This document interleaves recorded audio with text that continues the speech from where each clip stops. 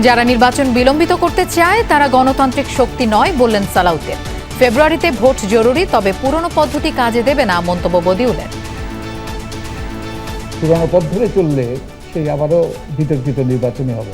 যারা গণতন্ত্রের বিরুদ্ধে বিভিন্ন রকমের বক্তব্যের মধ্য দিয়ে নির্বাচনের বিষয়ে শঙ্কা প্রকাশ করছে তারা গণতন্ত্রের পক্ষে শক্তি নয়। চীনের সহযোগিতায় জানুয়ারিতে শুরু হচ্ছে 12,000 কোটি টাকার তিস্তা প্রকল্প। গুরুত্ব পাবে সেচ, ভাঙন রোধ ও বন্যা নিয়ন্ত্রণ। বন্যা নিয়ন্ত্রণ বাঁধের কথা আছে, সেচের জন্য নদীর গভীরতা বৃদ্ধি করে পানি রাখার ব্যাপার আছে, তীর ভাঙা, নদী ভাঙা মানুষ তাদেরকে পুনঃস্থাপন, এবং পরে যদি সরকার গুরুত্বপূর্ণ কিছু স্থাপনা করতে চায় সেগুলো করবে। বনানীর সীসা লাউঞ্জে রাব্বি হত্যা মামলায় কুমিল্লা থেকে 2 জন গ্রেফতার। আধিপত্য বিস্তার নিয়ে বিরোধের জের, জানালো র্যাব। রাজশাহীর কাদিরগঞ্জে সাবেক মেয়র লিটনের আত্মীয়ের প্রতিষ্ঠানে সেনাবাহিনীর অভিযান। বেশ কিছু আগ্নেয়াস্ত্র সহ নানা সরঞ্জাম উদ্ধার। আমদানি উন্মুক্ত করার পরও নিয়ন্ত্রণে আসেনি চালের দর। কেজিতে বেড়েছে 5 থেকে 10 টাকা পর্যন্ত। সিন্ডিকেট করে দাম বাড়ানোর অভিযোগ। সিন্ডিকেট করে দিন দিন চালের দাম ঊর্ধ্বগতিতে রাখতেছে। বিগত সরকার যেন ওদেরকে চাউলের লাইসেন্স দেওয়ার পর থেকে চালের দামটাই বৃদ্ধি, কোনো কমার কোনো আশ্বাস নাই। সৌহার্দ্যপূর্ণ বৈঠক হলেও কোনো সিদ্ধান্ত বা চুক্তি হয়নি ট্রাম্প পুতিনের আলোচনায়। ইউক্রেন যুদ্ধ বন্ধ ইস্যুতে আবারও এক টেবিলে বসার আভাস।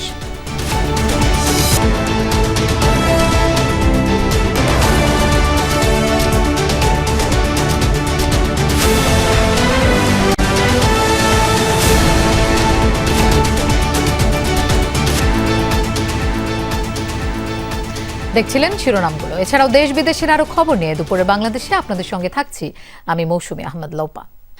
যারা ইনিয়ে বিনিয়ে বিভিন্ন ধরনের কথা বলে নির্বাচন বিলম্বিত করতে চায় তারা গণতন্ত্রের শক্তি নয়, এমন মন্তব্য করেছেন বিএনপির স্থায়ী কমিটির সদস্য সালাউদ্দিন আহমেদ।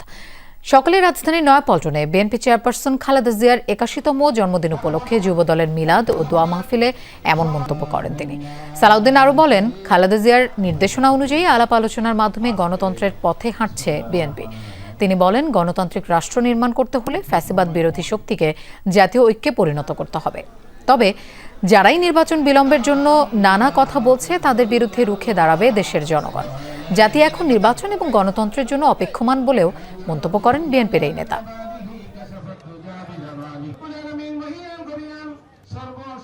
আমরা জাতীয় ঐক্যমত্য প্রতিষ্ঠার মধ্য দিয়ে একটি সুষ্ঠু, সুন্দর, শান্তিপূর্ণ নির্বাচন অনুষ্ঠানের জন্য অপেক্ষমান।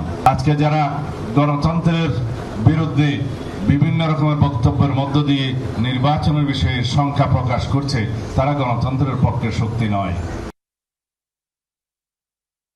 প্রধান উপদেষ্টার ঘোষিত তারিখেই নির্বাচন হবে। জনগণ নির্বাচনমুখী হলে নির্বাচন পেছানোর সুযোগ নেই, এমন মন্তব্য করেছেন স্বরাষ্ট্র উপদেষ্টা অবসরপ্রাপ্ত লেফটেন্যান্ট জেনারেল মোহাম্মদ জাহাঙ্গীর আলম চৌধুরী। মোহাম্মদপুরে কৃষি মার্কেটে পরিদর্শন শেষে তিনি আরও বলেন, কোনো চাঁদাবাজকে দেশে থাকতে দেয়া হবে না। উপদেষ্টা জানান, মোহাম্মদপুর ও মিরপুরে চাঁদাবাজি বেশি হয়, তবে চাঁদাবাজ যেই হোক কাউকে ছাড় দেয়া হবে না। আলুর দর নিয়েও মন্তব্য করেন স্বরাষ্ট্র উপদেষ্টা। তিনি বলেন, কৃষক আলুর দাম পাচ্ছে না, কিন্তু ভোক্তা আলু কিনছে বেশি দামে। মধ্যস্বত্বভোগীরাই মুনাফা করছে। কৃষি মার্কেট পরিদর্শনের সময় দোকানীদের পলিথিন ব্যবহারে নিরুৎসাহিত করতে এটি ব্যবহারের ভয়াবহতা তুলে ধরেন উপদেষ্টা। আপনারা আমারে সব সময় বলেন যে আইন প্রধান উপদেষ্টা যেটা বলেছে ওর উপরে আমাদের কারো কোনো কথা নেই। স্যার যেই তারিখে বলছে ওই তারিখে নির্বাচন হবে, যেই মাসে বলছে ওই মাসেই নির্বাচন হবে। কে কি বললো ওইটা শোনার আমাদের কোনো দরকার নেই। জনগণ যেসব নির্বাচনের মুখী হয়ে যাবে কেউ এটার বাধা দিতে পারবে না। জনগণ হলো মেইন, রাষ্ট্রের ক্ষমতা হলো জনগণের হাতে। জনগণ যেসব চাবে আমি নির্বাচনের দিকে চলে যাব, কারো কোনো শক্তি নাই নির্বাচন বন্ধ করার। সরকার না চাইলে ইসির পক্ষে সুষ্ঠু নির্বাচন করা সম্ভব নয় বলে মন্তব্য করেছেন সুজন সম্পাদক বদিউল আলম মজুমদার। তিনি বলেছেন, লেভেল প্লেইং ফিল্ড তৈরি করতে না পারলে নির্বাচন পক্ষপাতদুষ্ট হবে। সকালে এফডিসিতে সুষ্ঠু নির্বাচনে ইসির ভূমিকা নিয়ে ছায়া সংসদে একথা বলেন তিনি। বদিউল আলম আরও বলেন, ফেব্রুয়ারির মধ্যে নির্বাচন হওয়া জরুরি, তবে এবারও বিতর্কিত নির্বাচন হলে দেশ অনিশ্চিত ভবিষ্যতের দিকে অগ্রসর হবে। পুরনো পদ্ধতিতে চললে আগের মতোই নির্বাচন হবে বলেও শঙ্কা জানান তিনি। বলেন এ কারণেই সুষ্ঠু নির্বাচনের জন্য সংস্কার প্রয়োজন। এ সময় সুজন সম্পাদক বলেন, সুষ্ঠু নিরপেক্ষ নির্বাচন আয়োজনে ইসি একমাত্র অংশীজন নয়। রাজনৈতিক দলগুলো ইতিবাচক ভূমিকা পালন না করলে সুষ্ঠু নির্বাচন সম্ভব নয় বলেও জানান তিনি। থাকা উচিত, কারণ এটা তোমরাই বলেছো নির্বাচনের ক্ষেত্রে বেশ কয়েকটা অংশীজন আছে, গুরুত্বপূর্ণ অংশীজন। অবশ্যই নির্বাচন কমিশনের সবচেয়ে গুরুত্বপূর্ণ অংশীজন, সাংবিধানিক প্রতিষ্ঠান হিসেবে তাদের দায়িত্ব। এরপরে হলো সরকার। সরকার যদি না চায়, যেটা আমরা অতীতে দেখেছি, তাহলে নির্বাচন কমিশনের পক্ষে সুষ্ঠু নিরপেক্ষ নির্বাচন করাটা প্রায় অসম্ভব। কারণ সরকার চাইলে সেই পক্ষপাতদুষ্ট নির্বাচন কমিশনদেরকে নিয়োগ অতীতে দিয়েছে, সেরকমই দিতে পারে। অবশেষে আগামী বছরের জানুয়ারিতে শুরু হতে যাচ্ছে কাঙ্ক্ষিত তিস্তা মহাপরিকল্পনা প্রকল্প। এতে গুরুত্ব পাচ্ছে সেচ, ভাঙন রোধ ও বন্যা নিয়ন্ত্রণ। পানি সম্পদ উপদেষ্টা সৈয়দা রিজওয়ানা হাসান জানিয়েছেন, চীনের সহযোগিতায় 12,000 কোটি টাকার প্রকল্পটি বাস্তবায়ন হবে। এই নিয়ে ভারতের সাথে কাগজপত্রে কোনো কাজ এখনো এগোয়নি বলেও দাবি উপদেষ্টার। আলমগীর স্বপনের রিপোর্ট। বর্ষায় বন্যার শঙ্কা আর শুষ্ক মৌসুমে খরার অভিশাপ। এতে সারা বছরই সংকটে থাকে তিস্তা পাড়ের মানুষের জীবন জীবিকা। এর থেকে বের হতে বিকল্প পথে হাঁটছে বাংলাদেশ। বর্ষাকালের উদ্বৃত্ত পানি ধরে রেখে প্রয়োজনে ব্যবহারে নিয়েছে তিস্তা মহাপরিকল্পনা। তবে দীর্ঘদিন ধরে চীন ভারত কূটনীতির বেড়াজালে আটকে ছিল প্রকল্পটি। আওয়ামী লীগ সরকারের পতনের পর এক্ষেত্রে জট খুলেছে। তিস্তা নিয়ে ভারতের সাথে কখনো কোনো প্রকল্পে কোনো কাজই আগায়নি, কোনো কাগজপত্রই নেই সেখানে। এটা আমাদের পলাতক যিনি প্রধানমন্ত্রী, উনি তার একটা সফরে গিয়ে এই কথা বলে এসেছিলেন, কিন্তু ওই কথার আলোকে আর পরবর্তীতে কোনো কার্যক্রম হয়নি। বরং চীনের সাথেই মহাপরিকল্পনা করার চুক্তি হয়েছিল, সেটা এক পর্যায়ে শেলফে তুলে রাখা হয়েছিল। ওটাকে আমরা নামিয়ে এলাকার মানুষের দাবির প্রেক্ষিতে এই প্রকল্প গ্রহণ। প্রকল্পের প্রস্তাবিত পরিকল্পনা অনুযায়ী পানি ধরে রাখতে তিস্তা নদীর 117 কিলোমিটার খনন করা হবে। থাকছে প্রতিরক্ষা বাঁধ, রাখা হচ্ছে নদী তীরবর্তী প্লাবনভূমি, স্যাটেলাইট শহর ও কৃষিভিত্তিক শিল্প কারখানার প্রস্তাবও এর মধ্যে রয়েছে। তবে প্রথম ধাপে গুরুত্ব পাচ্ছে সেচ, ভাঙন রোধ ও স্থায়ী বাঁধ নির্মাণের কাজ। প্রকল্পের সম্ভাব্য খরচ প্রায় 12,000 কোটি টাকা। পুরো নদী এবং এই নদীর যে শাখা নদীগুলো আছে সমস্ত কিছুকে বিবেচনায় বন্যা নিয়ন্ত্রণ বাঁধের কথা আছে, সেচের জন্য নদীর গভীরতা বৃদ্ধি করে পানি রাখার ব্যাপার আছে।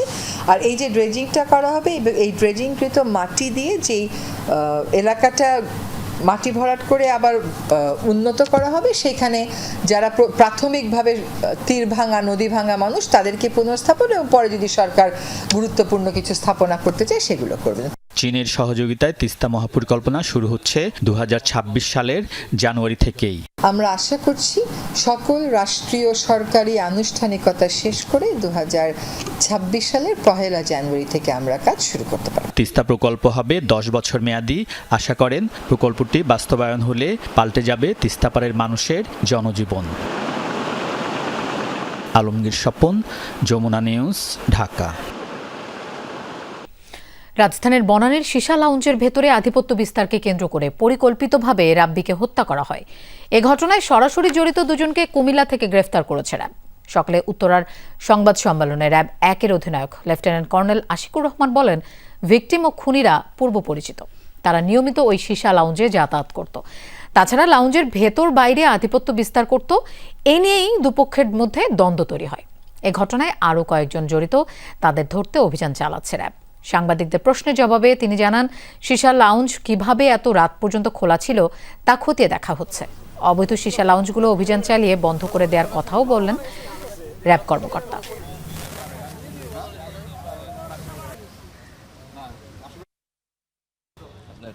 ভিকটিম রাহাতের সাথে আসামিদ্বয়ের দীর্ঘদিন যাবৎ বনানী সীসা লাউঞ্জে আসা যাওয়া এবং এর মাধ্যমে পরিচয় ছিল, এবং সীসা লাউঞ্জের ভিতর আধিপত্য বিস্তারকে কেন্দ্র করে তাদের ভিতরে দ্বন্দ্ব চলমান ছিল। উল্লেখ্য যে ঘটনার দিন রাতে আনুমানিক 1 ঘটিকার সময় ভিকটিম রাব্বি আসামি মুন্নাকে উক্ত সীসা লাউঞ্জ হতে বের হয়ে যেতে বলে, যার ফলে পূর্ব শত্রুতার জের ধরে ভিকটিম রাহাতকে হত্যা করা হয়েছে বলে আসামিদ্বয় প্রাথমিক জিজ্ঞাসাবাদে স্বীকারোক্তি প্রদান করেন।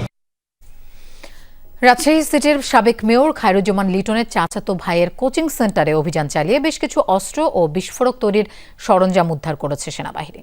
সকালে নগরীর কাদিরগঞ্জ এলাকায় ডক্টর ইংলিশ নামে ওই কোচিং সেন্টারে অভিযান চালায় সেনাবাহিনীর 40 ইস্ট বেঙ্গলের একটি দল।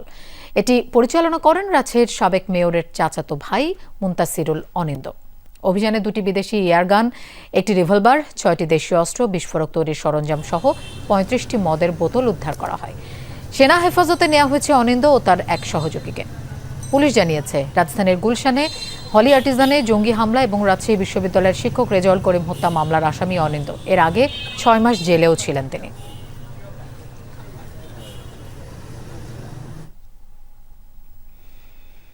খুলনায় কৃষি ব্যাংকের ভল্ট ভেঙে টাকা লুটের ঘটনা ঘটেছে। জিজ্ঞাসাবাদের জন্য 3 নিরাপত্তা কর্মী আটক করেছে পুলিশ। শুক্রবার রাত 10টার দিকে রূপসাঘাট শাখায় এই ডাকাতির ঘটনা ঘটে। ব্যাংক ম্যানেজার জানান, এক নিরাপত্তা কর্মী প্রথমে কলাপসিবল গেটের তালা কাটা দেখতে পায়। এ সময় তার চিৎকার শুনে আশপাশের লোকজন এগিয়ে আসে। খবর পেয়ে ঘটনাস্থলে যায় পুলিশ। দুর্বৃত্তরা ভল্ট ভেঙে 16 লাখ টাকা লুটে নিয়েছে বলে দাবি ম্যানেজারের। সিসি ক্যামেরার ফুটেজ দেখে জড়িতদের শনাক্তের চেষ্টা করছে পুলিশ। সেই সাথে জিজ্ঞাসাবাদ চলছে আটক 3 নিরাপত্তা কর্মীকে।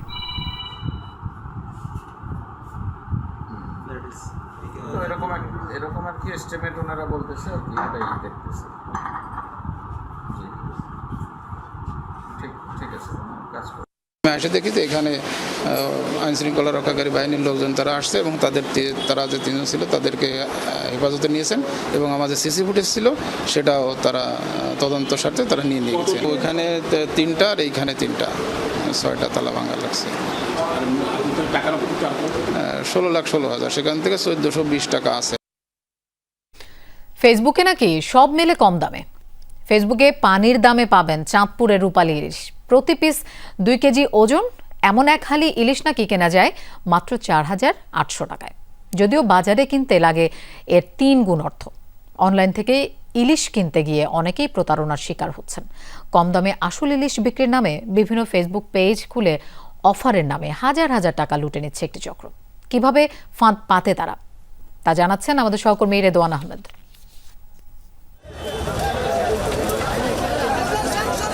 বাজারে ঢুকতেই চোখে পড়ছে রূপালী ইলিশ। একসময় মানুষের নিয়মিত খাদ্য তালিকায় থাকলেও এখন ইলিশের স্বাদ নিতে গেলেই টান পড়ে পকেটে। আর চাঁদপুরের ইলিশ যেন চলে গেছে মানুষের হাতের নাগালের বাইরে। রাজধানীর যাত্রাবাড়িতে মধ্যরাত থেকেই জমজমাট ইলিশের বাজার। 1 থেকে 1.5 কেজি পরিমাণ এক একটি মাছ বিক্রি হচ্ছে 2500 থেকে 3000 টাকা পর্যন্ত। কেজি সাইজের মাছ আছে 2050, 2100 এরকম। আর 1 কেজি 400-500 গ্রাম যেটি, এটি 2350, ইয়াতে 2400 টাকার লান পড়ে। দামটা অনেক বেশি, কিন্তু মহল্লাত গেলে মানুষের মাছ সস্তা, কিন্তু আরও দাইলে মাছ কিনতে পারি না আমরা। হাজারো লাইকযুক্ত ফেসবুকের বিভিন্ন পেজ থেকে বিক্রি হয় ইলিশ সহ বিভিন্ন ধরনের সামুদ্রিক মাছ। কম দামে বাহারি বিজ্ঞাপনে হুমড়ি খেয়ে পড়ছেন ক্রেতারা। আর এই সুযোগই লুফে নিচ্ছে একদল অনলাইন প্রতারক। দেশব্যাপী ছড়িয়ে আছে এই চক্রের নেটওয়ার্ক।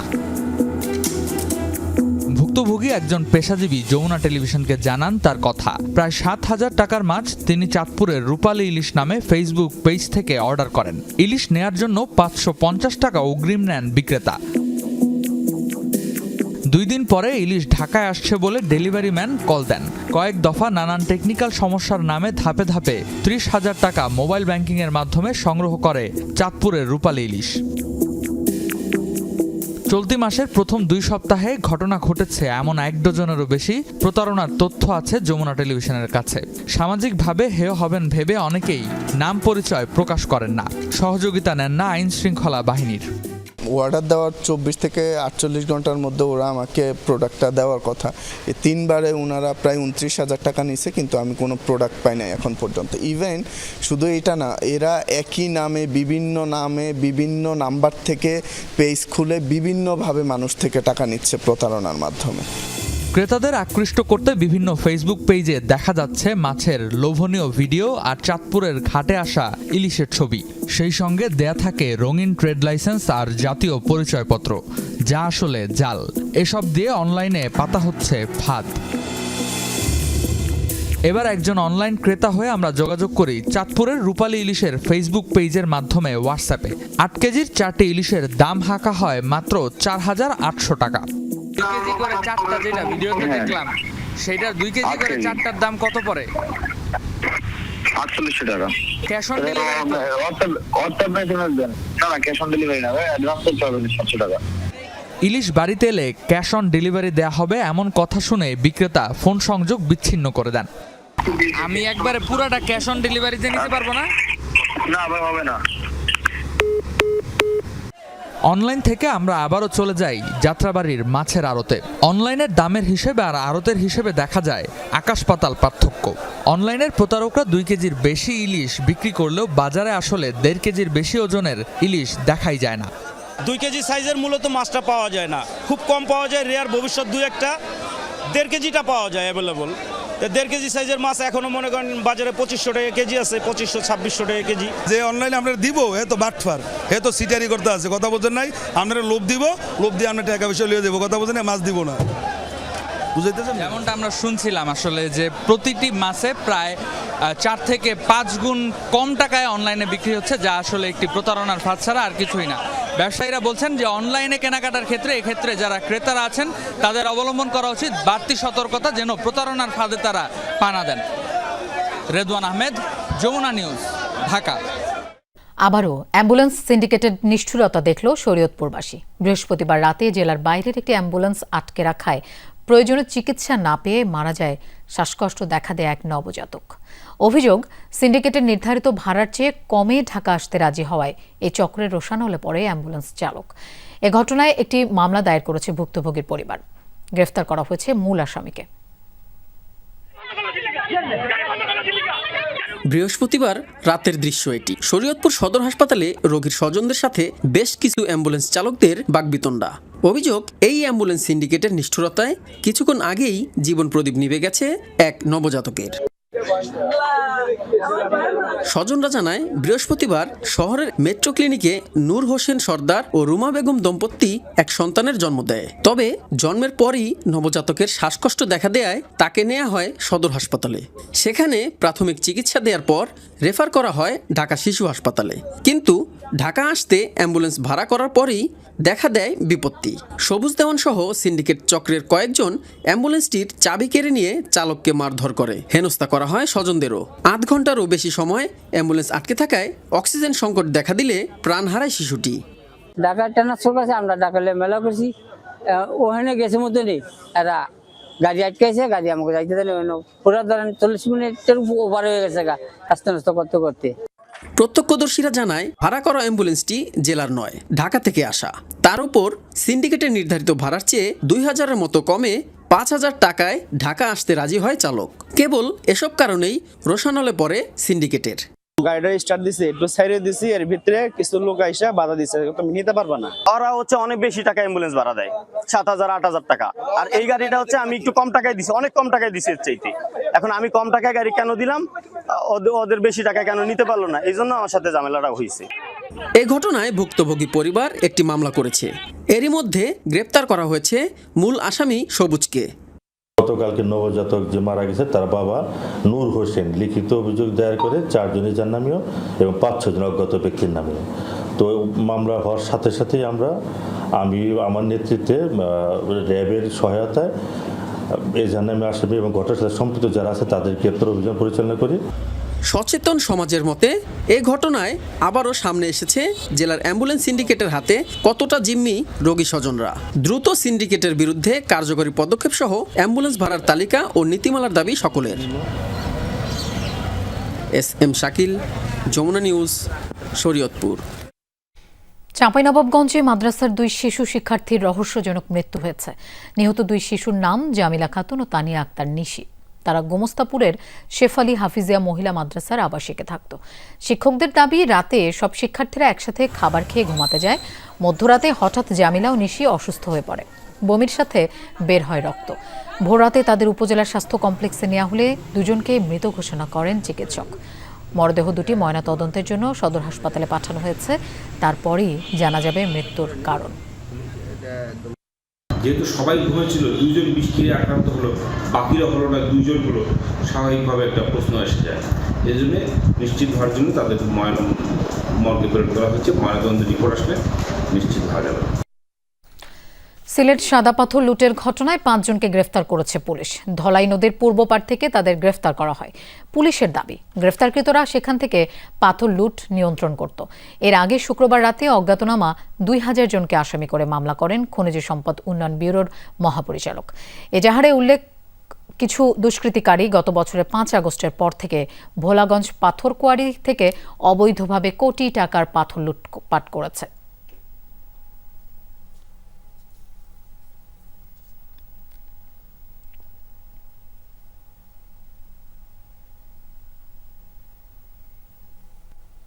বড় কোনো ব্রেকথ্রু ছাড়াই শেষ হলো মার্কিন প্রেসিডেন্ট ডোনাল্ড ট্রাম্প ও রুশ প্রেসিডেন্ট ভ্লাদিমির পুতিনের মধ্যে বহুল আলোচিত বৈঠক।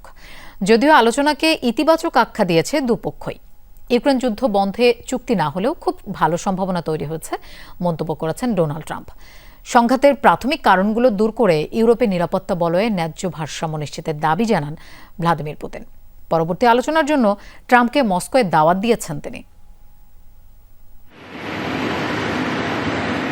যুক্তরাষ্ট্রের আলাস্কা অঙ্গরাজ্যের অ্যাঙ্করিজে 2 পরাশক্তির প্রেসিডেন্টদের সাক্ষাৎ। নিশ্ছিদ্র নিরাপত্তা বেষ্টিত সামরিক ঘাঁটিতে বৈঠক করেন ডোনাল্ড ট্রাম্প, ভ্লাদিমির পুতিন। স্থানীয় সময় শুক্রবার বেলা 11টার দিকে শুরু হয় রুদ্ধদ্বার আলোচনা, চলে 3 ঘণ্টা পর্যন্ত। বৈঠক শেষে যৌথ সংবাদ সম্মেলনে অংশ নেন দুজন। শুরুতে অতিথি পুতিনকেই ফ্লোর ছেড়ে দেন ট্রাম্প। রুশ প্রেসিডেন্ট দাবি করেন মস্কো চায় ইউক্রেন যুদ্ধের শেষ হোক, তবে যুদ্ধ বন্ধ করতে হলে সংঘাতের প্রাথমিক কারণগুলো দূর করতে হবে আগে। রাশিয়ার জাতীয় নিরাপত্তা নিশ্চিতের উপরও জোর দেন তিনি। একাধিকবার বলেছি, আমাদের জাতীয় নিরাপত্তার জন্য হুমকি ইউক্রেন ইস্যুটি। ইউক্রেনীয় জনগণ আর আমাদের শেকড় একই, তাই যা হচ্ছে তা দুঃখজনক এবং বেদনার। আমার দেশ আন্তরিকভাবে চায় এর শেষ হোক। একই সাথে মূল সমস্যাগুলোও দূর করতে হবে। রাশিয়ার যৌক্তিক উদ্বেগগুলো বিবেচনায় নিতে হবে। ইউরোপের নিরাপত্তা বলয়ে ন্যায্য ভারসাম্য নিশ্চিত করতে হবে।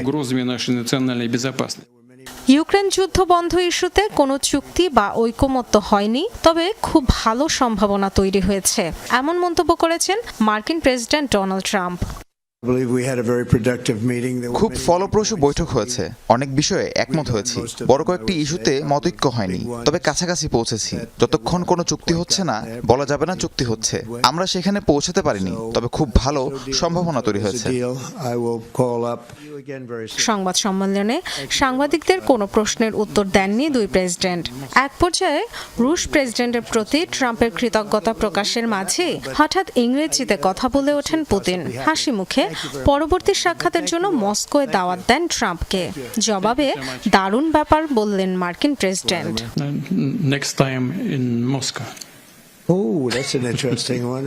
ডরথি দাস্ট্রিন, যমুনা নিউজ। আলাস্কায় অনুষ্ঠিত ট্রাম্প পুতিনের বৈঠক নিয়ে বিশ্বজুড়ে আলোচনা চললেও এ নিয়ে তেমন মাথা ব্যথা নেই রুশ গণমাধ্যমগুলোরই। শনিবার সকালে দেশটির রাষ্ট্রীয় টিভি চ্যানেল RU24 বেশ সাধারণভাবে প্রতিবেদন করেছে এই বৈঠক নিয়ে। তারা জানিয়েছে, রাশিয়ার বিরুদ্ধে নতুন কোনো নিষেধাজ্ঞা ঘোষণা করা হয়নি। আরও জানায়, রাশিয়ার প্রেসিডেন্ট ভ্লাদিমির পুতিনের সঙ্গে বৈঠককে 0 থেকে 10 স্কেলের মধ্যে 10 নম্বর দিয়েছেন মার্কিন প্রেসিডেন্ট ডোনাল্ড ট্রাম্প। এ বৈঠকের কথা ঘোষণার পর থেকেই তা নিয়ে জল্পনা কল্পনা শুরু হয় বিশ্বজুড়ে। নানা ধরনের বিশ্লেষণ ও প্রতি মুহূর্তের আপডেট দিতে থাকে বিশ্বের বিভিন্ন টেলিভিশন চ্যানেল। তবে এ ব্যাপারে শুরু থেকে বেশ নিশ্চুপ দেখা যায় রুশ গণমাধ্যমগুলোকে।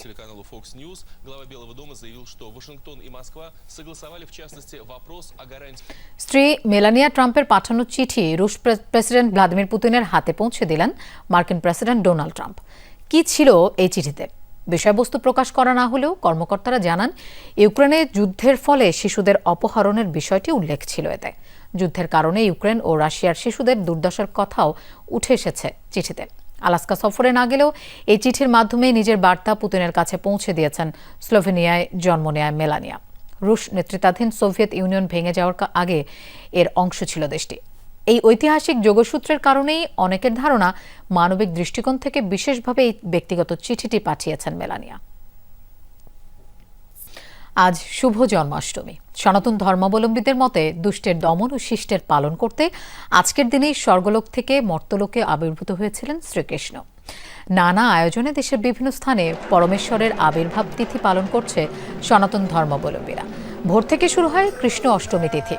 চণ্ডীপাঠ ও গীতা যজ্ঞের মধ্য দিয়ে শুরু হয় মূল অনুষ্ঠান। পরে মঙ্গল প্রদীপ প্রজ্বলন শোভাযাত্রার আয়োজন করা হয়। উপবাস, পূজা অর্চনা ও কীর্তন সহ নানা আচার উপাচারের মধ্য দিয়ে শ্রীকৃষ্ণের জন্মদিনের উৎসবে মেতে ওঠেন সনাতন ধর্মাবলম্বীরা।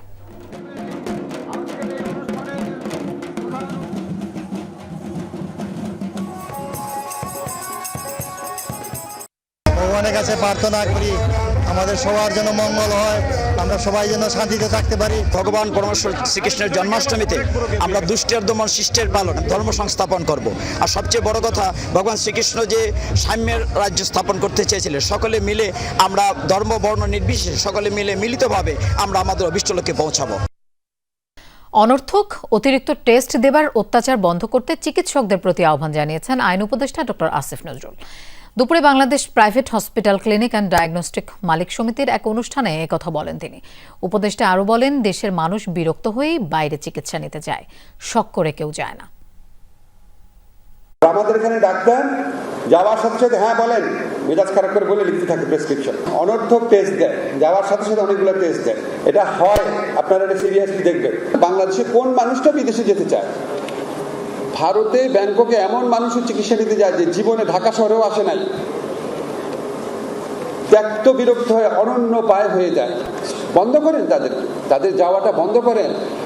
এখানে সেবা দিলে কখনোই মানুষ বিদেশে যাবে না। আমদানি উন্মুক্ত করে দেওয়ার পরও নিয়ন্ত্রণে আসছে না চালের দাম। কয়েক মাস ধরে নিয়ন্ত্রণের বাইরে বাজার। সব ধরনের চালের দাম কেজিতে বেড়েছে 5 থেকে 10 টাকা পর্যন্ত।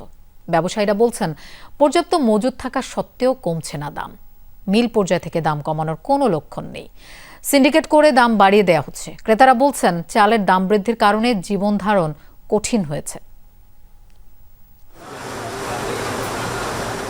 ভোক্তার নিত্য প্রয়োজনীয় পণ্য চাল বেশ কিছুদিন ধরেই নিয়ন্ত্রণহীন এই পণ্যের দাম। মোটা, মাঝারি এবং সরু সব ধরনের চালের দামই বেশি। চাল কিনতে গিয়ে হিমশিম খাচ্ছে ভোক্তা। ঝামেলা হচ্ছে না, আমরা তো অল্প রোজগার মানুষ, আমরা তো অনেক সমস্যা হয়ে যায়। এরা সিন্ডিকেট করে দিন দিন চালের দাম ঊর্ধ্বগতিতে রাখতেছে। আসলে কিন্তু আমাদের যে সাধারণের যে কষ্ট হয় এটা এরা বুঝে না, এরা এদের লাভটাই শুধু বুঝে। প্রতি কেজি দাম বেড়েছে সর্বোচ্চ 10 টাকা, বস্তায় বৃদ্ধি হয়েছে 200 থেকে 300 টাকা পর্যন্ত। বেশি বেড়েছে নাজিরশাইল ও মিনিকেট চালের দাম। নাজিরশাইল যেই চাল আছে 72 টাকা হেরে হয়েছে, 92-93 টাকা। আর মিনিকেট চালটা মনে করেন আপনার যেটা আসলে 72-73 টাকা, 74 টাকা হেরে হয়েছে 80 টাকা। আর আঠাশ চালটা যেটা আসলো আপনার 48 টাকা 50 টাকা, 52-54 টাকা হেরে হয়েছে 58 টাকা 60 টাকা। ব্যবসায়ীরা বলছেন, মিল পর্যায়ে চাহিদা দিলে পর্যাপ্ত চাল পাওয়া যাচ্ছে, তাহলে কেন বাড়ছে দাম? তাদের ধারণা, কর্পোরেট প্রতিষ্ঠানের নিয়ন্ত্রণেই লাগামহীন চালের বাজার। মিলার এমন আপনার বড় যে কোম্পানিগুলি ছিল, পর্যাপ্ত কোম্পানিগুলি বাজারে আসছে। বিগত সরকার যেন ওদেরকে চাউলের লাইসেন্স দেওয়ার পর থেকে চালের দামটাই বৃদ্ধি, কোনো কমার কোনো আশ্বাস নাই। বাজারটা ওনাদের হাতে, ওনারা ইচ্ছে করে কমায়, ইচ্ছে করে বাড়ায়। 5 লাখ টন চাল আমদানির সিদ্ধান্ত নিয়েছে সরকার। এর মধ্যে 4,61,000 টন সেদ্ধ এবং 39,000 টন আনা হবে আতপ চাল। আগামী সেপ্টেম্বরের মধ্যে পুরো চাল দেশে বাজারজাতকরণ করতে হবে, কিন্তু দামে এর কোনো প্রভাব নেই। বাড়ছে একমাত্র কারণ কনজিউমার কোম্পানি এবং প্লাস বড় বড় মিলার, এদের কারণে বাজারটা বাড়ছে। এরা যদি বাজার বাড়ানোর কারণে সাধারণ মানুষ হলে আমাদের অনেক জবাব দিতে হয়, অনেক কথা বলতে হয় যে আজকে একদম কাল একদম। আমদানির সিদ্ধান্ত ছাড়া বাজার নিয়ন্ত্রণে সরকারের কার্যকর আর কোনো পদক্ষেপ নেই। চালের দাম বৃদ্ধির কারণ অনুসন্ধানে নিষ্ক্রিয় ভোক্তা অধিকার সংরক্ষণ অধিদপ্তর। রিমন রহমান, যমুনা নিউজ, ঢাকা। চট্টগ্রামের সীতাকুণ্ডে আগুনে পুড়ল জাহাজের নিরাপত্তা সরঞ্জামের 3টি দোকান। শুক্রবার রাতে ঢাকা চট্টগ্রাম মহাসড়কের চেয়ারম্যান ঘাটা এলাকায় এই ঘটনা হয়। স্থানীয়রা জানায়, হঠাৎই পুরনো জাহাজের নিরাপত্তা সরঞ্জাম বিক্রির একটি দোকান থেকে আগুনের সূত্রপাত হয়। নিমিষেই আরও 2টি দোকানে আগুন ছড়িয়ে পড়ে। আতঙ্কে ছোটাছুটি করতে থাকে ব্যবসায়ী ও দোকানের কর্মচারীরা। খবর পেয়ে ঘটনাস্থলে গিয়ে প্রায় 2 ঘন্টার চেষ্টায় আগুন নিয়ন্ত্রণে আনে ফায়ার সার্ভিস। এদিকে মহাসড়কের পাশে হওয়ায় আগুন ও ধোঁয়ার কারণে দীর্ঘ সময় বন্ধ থাকে যান চলাচল। 1 ঘন্টা ধরে আগুন চলতেছে, আমার হাতে তৈরি মার্কেট শেষ। পাহাড়ি বন্যায় ব্যাপক ক্ষতিগ্রস্ত হয়েছে পাকিস্তান নিয়ন্ত্রিত কাশ্মীর সহ খাইবার পাখতুনখোয়া প্রদেশের বেশ কিছু অঞ্চল। মেঘ বিস্ফোরণের পর দেশটির উত্তর পশ্চিমের পাহাড়ি অঞ্চলে দেখা দেয় হঠাৎ বন্যা। এখন অবধি প্রাণ হারিয়েছেন 3 শতাধিক মানুষ, নিখোঁজ বহু। পরিস্থিতি নিয়ন্ত্রণে হিমশিম খাচ্ছে উদ্ধারকর্মীরা। যাত্রীসহ বিধ্বস্ত হয়েছে একটি উদ্ধারকারী হেলিকপ্টারও। প্রকৃতির এই ভয়াল তাণ্ডব থামাবার সাধ্যকার। পাহাড়ি ঢল বেয়ে প্রচণ্ড বেগে নেমে আসা এই বন্যা নিমেষেই ধ্বংস করে দেয় আশপাশের লোকালয়। ভয়াবহ এ বন্যা দেখা দিয়েছে পাকিস্তানের খাইবার পাখতুনখোয়া প্রদেশে। বর্ষার মৌসুমে অঞ্চলটিতে প্রায়ই ক্লাউড বার্স্ট বা মেঘ বিস্ফোরণের সৃষ্টি হয়। দেখা দেয় হঠাৎ বন্যা ও ভূমিধসের মতো প্রাকৃতিক দুর্যোগ। তবে এবছর বন্যার ভয়াবহতা অন্যান্য বছরের তুলনায় অনেক বেশি বলেই মনে করছেন স্থানীয়রা। ইতোমধ্যে খাইবার প্রদেশে প্রাণহানি ঘটেছে বহু মানুষের। ছারখার হয়েছে বেশ কয়েকটি গ্রাম আর প্রধান সড়কগুলো। নিখোঁজ ও ঘরছাড়া শত শত মানুষ। বিভিন্ন স্থানে পড়ে আছে গবাদি পশুর মরদেহ। ভয়াবহ পরিস্থিতির মধ্যে আছি। পাহাড় থেকে হঠাৎ ঢল নেমে আসে, এতে আমাদের বাড়িঘর, আসবাব আর যানবাহন সব ভেসে গেছে। বহু মানুষ এখনো নিখোঁজ। একই পরিবারের 6 সদস্যের মৃতদেহ উদ্ধার করেছি আমরা। অপরদিকে ড্রেনে পড়ে ও বাড়ির ছাদ ধসে পড়ায় প্রাণ হারিয়েছেন আরো 2 নারী। বিভিন্ন স্থান থেকে এমন মৃত্যুর ঘটনা আমাদের সামনে আসছে। দুর্যোগ ব্যবস্থাপনায় হিমশিম খাচ্ছে জরুরি বিভাগের সদস্যরা। ভারী যন্ত্রপাতি দিয়ে চলছে ধ্বংসস্তূপ সরানোর কাজ। সাহায্যে নেমেছেন স্থানীয়রাও। দুর্গম পাহাড়ি এলাকাগুলোয় হেলিকপ্টারের সাহায্যে চলছে উদ্ধার কার্যক্রম। প্রতিকূল আবহাওয়ার কবলে পড়ে 5 যাত্রী সহ বিধ্বস্ত হয়েছে এমনই একটি উদ্ধার হেলিকপ্টার। সাম্প্রতিক গবেষণা বলছে গেল 1 মাসে পাকিস্তানে গড়ে 10 থেকে 15% বেশি বৃষ্টি হয়েছে। এজন্য বৈশ্বিক উষ্ণতাকে দায়ী করা হচ্ছে। প্রাণপ্রতিম কুণ্ডু, যমুনা নিউজ।